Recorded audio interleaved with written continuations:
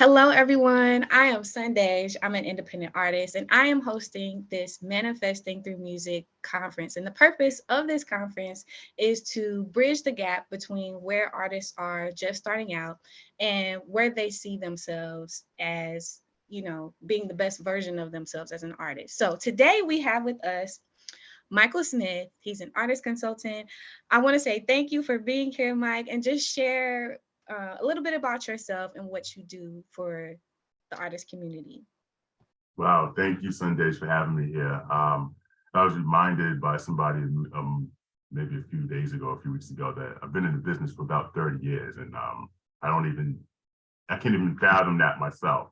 But I started out way back in the 90s. I was lucky enough to have a guy named Evil D from a hip hop group called Black Moon, which was big in the 90s at the time, kind of pulled me under his wing. And at the time I started out selling mixtapes and booking shows for him. Also from working with Evil D, I did one of the first online internet shows, so kind of pre-YouTube, so back in real player days with dial-up modems, called 88 Hip Hop, which was on a network called Pseudo. So from doing 88 Hip Hop, it was basically a live in-show experience where people would come up and you could still watch it online. And I got to meet a lot of artists, from Puffy to Big Pun to Wu-Tang to all the like big people at the time. And around that time, there was a bunch of artists. They had a segment on it where they battled, which later got picked up by BET for Freestyle Fridays. People would come up in New York City and they would battle each other.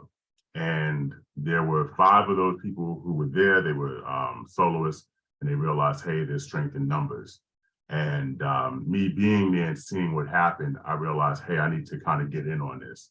And when I got in on it, I didn't know it at the time, but I was managing them.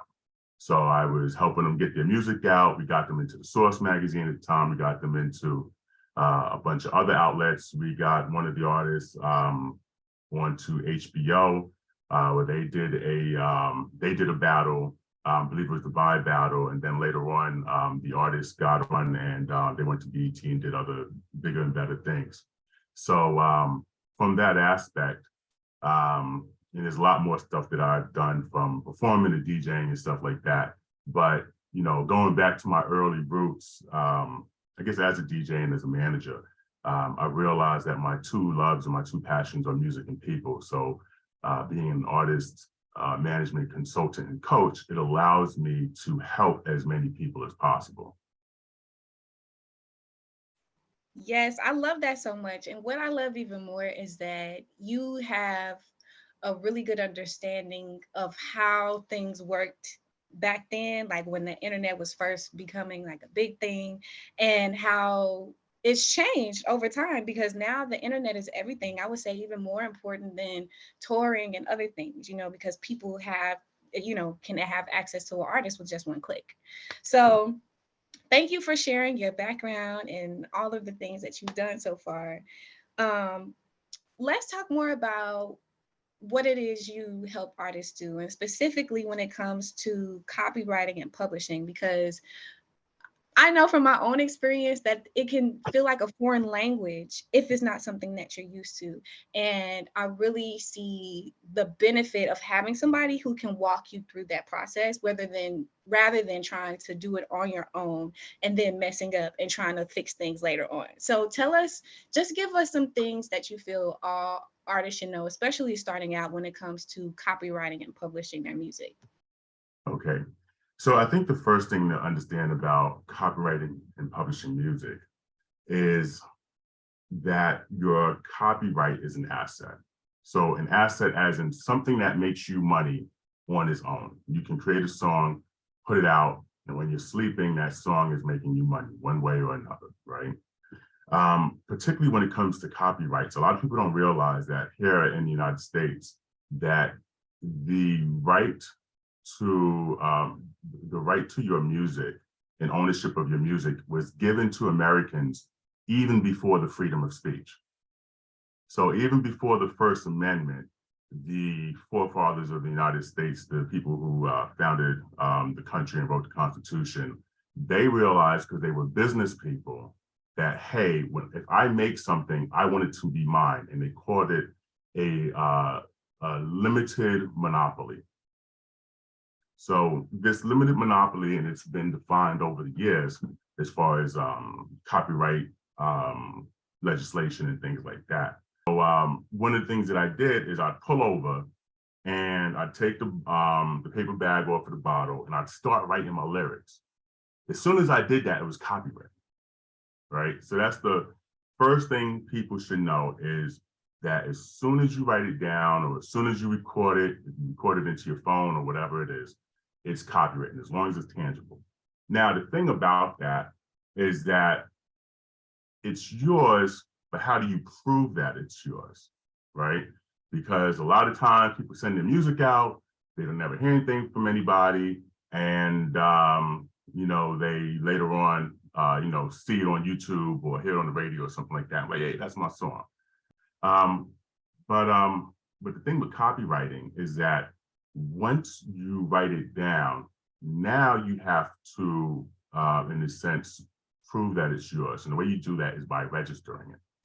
And you don't have to register the copyright, but if and when that lawsuit comes, whether if it's you bringing a lawsuit against somebody or somebody bringing a lawsuit against you, it's the person who owns the registration that has the benefit of the doubt. So basically, whoever owns the registration, it's the other party that has to prove that they copywrote the music. Now, the thing with this is that you go to the Copyright Office, copyright.gov, in order to fill out the copyright. I think it's about $35. The price goes up, so it may not be $35 right now, maybe more. All right. But now what a lot of people think about is, oh, I'm a new artist. I don't have money. Maybe I'm working a particular job and, I'm not making a lot of money from it, or I don't want to spend the money for a copyright and I'll mail it to myself. And they call that a poor man's copyright. And a lot of people, I'm sure, have heard of that. Hey, I can just mail it to myself, not remove it from the envelope. There is no such thing as a poor man's copyright. That does not work. And I'll explain why it doesn't work for individuals. So the federal government, and actually all governments, federal, state, and local, they set up offices that have authorities and responsibilities. So if you go to war, you go to the Defense Department. If it's a health issue, it's the health department. If it's a transportation issue, it's the transportation department, right? So all these organizations have their authorities and responsibilities. Well, the Library of Congress has a copyright office to handle copyrights. There's also a U.S. Patent and Trademark Office that's out there as well for patents and trademarks. Now, the Copyright Office has the authority to register copyrights. The Post Office has the authority to pass out mail, and if there's mail fraud and stuff like that, there's that. But when it comes to copyright, the judge, because it's going to be a federal crime or a federal issue, is going to lean towards the Copyright Office because they have the authority to register copyrights, not the Post Office. All right. So if you mail something to yourself and put it in a post office and it comes back to your house, that's not a federal crime, right? But it's not proving that you own something. So now that we have that out the box, you have copyrights. So there's two copyrights. There's a sound recording copyright and there's a performance copyright. And basically what the two are is that if you write lyrics, that's under the performance copyright. If you have audio, let's say, or music, that's under the sound recording, or probably more audio. And the way I would say this is that if I'm a songwriter and I write a song, whether if it's I'm writing notes or if I'm writing lyrics, that is the performance copyright. Now, the sound copyright could be me going outside and recording birds chirping, right? And maybe I tweak it a little bit. That's the sound copyright, but there's no lyrics to it, or it could be, I'm sorry, it's a lyrical copyright. But in any sense, there's that sound copyright and there's that performance copyright, which goes into sound and performance royalties. So the importance of registering your copyright is that when you start sending it out to make money on it, you want to be able to prove that it's yours, and that is your proof with the Copyright Office. All right. Now, there's a bunch of different ways to make money off of your copyright. So you can do licensing, there's performance royalties, there's mechanical royalties. I mentioned licensing, there's sync licensing, there's sheet music, which a lot of people forget about, but you should always do sheet music because it's another revenue stream. So there's all these different ways to make money, but it all comes off of the copyright. So now you have a song copywritten.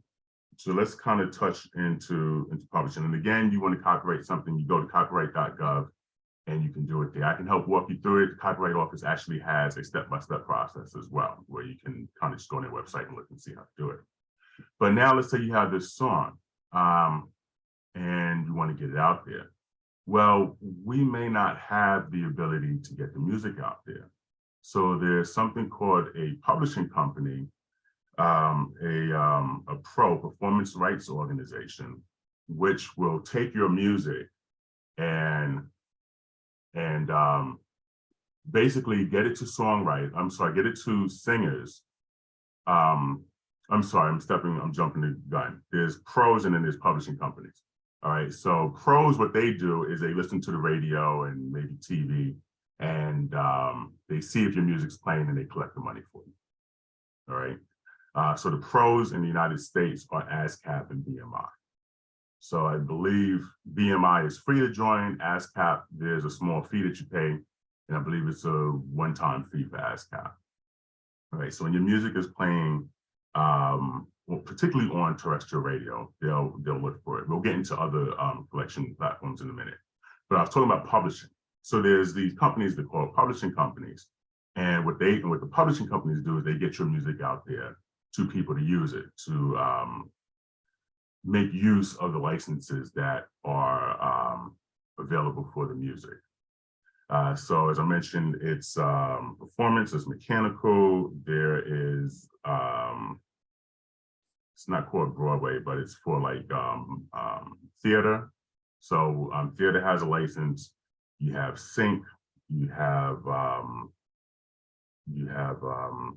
print music, and then there's probably one more that I'm missing. It's 6. I can't remember the 6th one. But in any case, what the publishing companies do is they get it out across the world. So let's say if your music is in English and you send it to France and they need to speak French, publishing company will find somebody in France. Basically, maybe they might record the song, put it out, but it's still your music that you wrote. So you get your royalty. But what the publishing companies do is that they split the royalty 50-50. So the artist gets 50% of the money and the publishing company gets 50% of the money. So nowadays, there are so many ways to make money. You have to make sure that you're signed up for all these other platforms.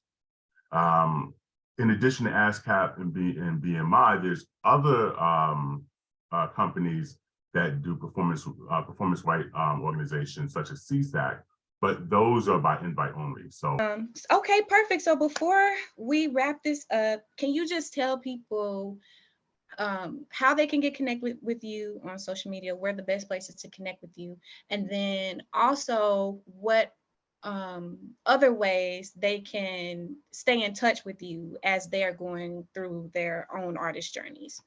Okay.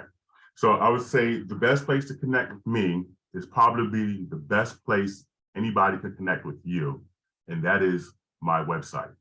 And the reason I say that is because you see what's happening with Twitter. Somebody bought Twitter, and people don't like who bought Twitter, so people are flocking away from Twitter, right? So I am on Instagram, I'm on Facebook, I'm on Twitter actually as well. There's probably the 3 big places, LinkedIn as well. But the best place to ever direct anybody is to your specific website because you control the website. So the best place to find me is carltonsmithmusic.com. Now, if you happen to be on Instagram or Twitter or LinkedIn or Facebook and you just want to link up with me, that's cool too. So on Facebook, or I'm sorry, on Instagram, my personal page is M Smith Music Exec. However, the company page is Carlton Smith Music. And then on, I believe it's Twitter and maybe Facebook, it's CSM Music, or CS Music Group, rather. Yeah, but you can probably find me best on Instagram if you want to look at me through social media. If you want to link up with me directly, just go to the website. We have a mailing list, we have a contact list, and you can get to me. Perfect. Thank you so much, Mike, again, for being here and sharing your expertise and your knowledge. I know it's going to help so many artists on your journey. I know I wish I had talked to you before I released my first my first song, but here we are. So thank you to everybody who stayed tuned and watched from beginning to end. Make sure you register if you're not already so that you can get all the notes and the links that were talked about, not only in this segment, but the other segments as well with the other speakers involved in this Manifesting Through Music conference. So thank you all once again, and we'll see you in the next segment. Bye.